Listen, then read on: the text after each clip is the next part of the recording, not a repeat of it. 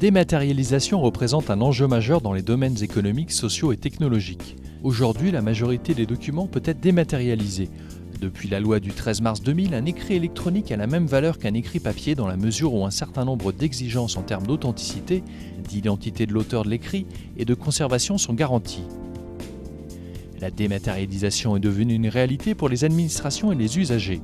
Elle va de pair avec la simplification administrative, le décloisonnement des services et la recherche de l'interopérabilité des systèmes informatiques. Les documents papier et électroniques doivent être conservés pendant une durée minimum, la durée d'utilité administrative. Au terme de cette durée, certains documents sont détruits et d'autres conservés à des fins historiques sur le très long terme. Le changement de support, passage du papier au numérique, ne change rien aux obligations réglementaires en matière de conservation et d'archivage. Arthur envisage de numériser ses documents papier et de les enregistrer sur un disque dur.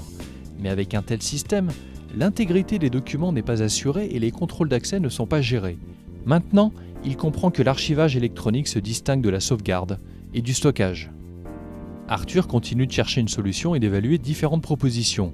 Il pense faire l'acquisition d'une solution de GED, gestion électronique de documents. Mais un système de GED permet la modification des documents et la coexistence de plusieurs versions d'un même document.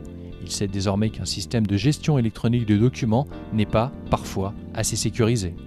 Il se demande s'il serait possible d'intégrer dans les différents logiciels métiers utilisés une fonction d'archivage électronique avec des éléments de preuve. Cependant, l'intégrité des documents, du fait qu'ils peuvent être recréés à tout moment, n'est pas garantie. Et les métadonnées, c'est-à-dire les informations liées à ces documents, peuvent parfois être absentes ou bien incomplètes.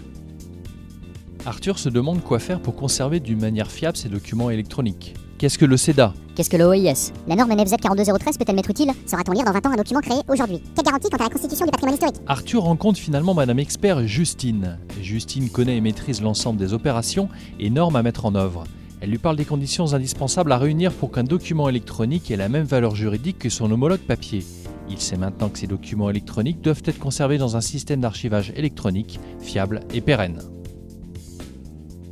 Arthur se demande quelles sont les composantes nécessaires que doit réunir un système d'archivage électronique complet.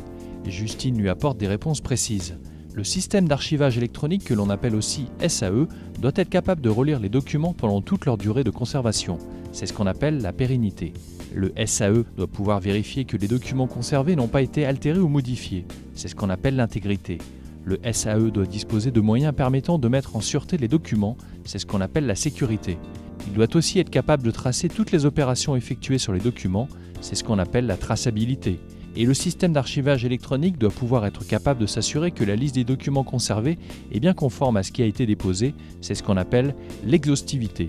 Pérennité, intégrité, sécurité, traçabilité et exhaustivité sont les 5 composantes d'un SAE ou système d'archivage électronique fiable et pérenne. Arthur sait maintenant qu'un système d'archivage électronique, c'est un ensemble de procédures, matériels et logiciels. Justine présente à Arthur le système d'archivage électronique Marine.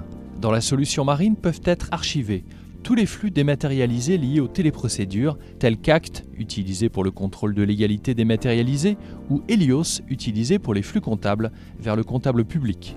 Marine permet également d'archiver des documents issus d'une gestion électronique de documents et des messages électroniques. Avec la solution Marine, on peut également prendre en compte des bases de données, tout type de fichiers bureautiques et les transferts automatisés ou manuels via une interface dédiée. Arthur se sent désormais plus rassuré vis-à-vis de son projet. Comment se passe la prise en charge d'un document dans Marine ? La première étape est le contrôle de la conformité du transfert avec les règles d'archivage prédéfinies, puis le contrôle de l'intégrité des documents archivés. Le cas échéant, si les documents archivés ne sont pas présentés dans un format pérenne, Marine sait les convertir vers le bon format. Tous les contrôles et opérations de conversion de format sont automatisés du fait des règles d'archivage préalablement établies. Ceci permet de générer automatiquement un rapport détaillé soumis à l'archiviste qui prend la décision d'autoriser ou non l'entrée des documents dans le cœur de Marine. Que se passe-t-il quand les documents entrent dans le cœur de Marine ? Un jeton d'horodatage est généré afin d'attester du moment exact où les documents sont archivés.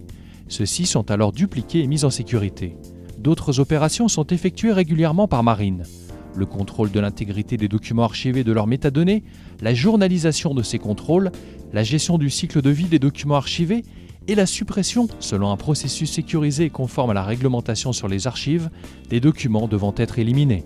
Arthur sait maintenant qu'un projet d'archivage électronique avec Marine lui garantit de répondre à l'ensemble de ses besoins. Comme beaucoup d'histoires qui se terminent bien, Arthur et Justine décidèrent de se marier et eurent beaucoup de petits et petites Marines. Mais il semble que ceci ne fasse pas partie du scénario original. Revenons en arrière. Arthur décide avec Justine pour aller plus loin de contacter la société Sysem. La société est déjà spécialisée depuis plus de 10 ans avec la solution TOT sur les problématiques d'archivage dans la sphère publique. Sysem distribue et assure les prestations et la maintenance de la solution marine et peut apporter à Arthur et Justine toute l'expertise et conseils nécessaires. Ils peuvent retrouver sur le site de la société Sysem le planning de l'ensemble des démonstrations prévues de la solution marine.